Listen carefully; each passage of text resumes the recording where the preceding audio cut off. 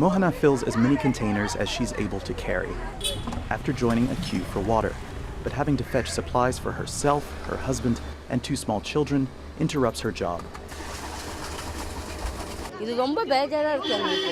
The water problem has become very troubling. We go to work and then have to run back home when the water tanker arrives. This has been our life lately. In a single day, we come back from work 2 to 3 times to fill water. It's very difficult, not just for us, but for the whole city. The region is suffering a severe heat wave, and seasonal monsoon rains haven't arrived.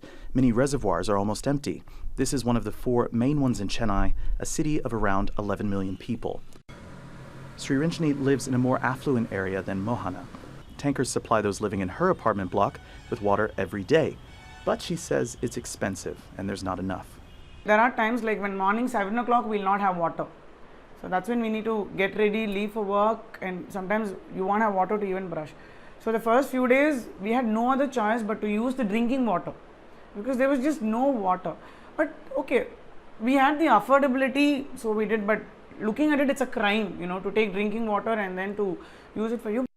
Satellite images show the city's largest reservoir at Pura Lake has almost emptied over the past year. One development expert says the city's authorities have wrongly invested in big projects like desalination plants instead of making better use of existing facilities. At the moment, Chennai city is facing a very severe water crisis, and government is also indulged in crisis management. But crisis management cannot be the solution. You really have to think very loudly the ways and means of storing rainwater in the traditional water bodies that are available plenty around Chennai city. Millions of liters of water are being brought into Chennai by train. But the Metropolitan Water Board Authority says its water storage practices aren't to blame for the shortage.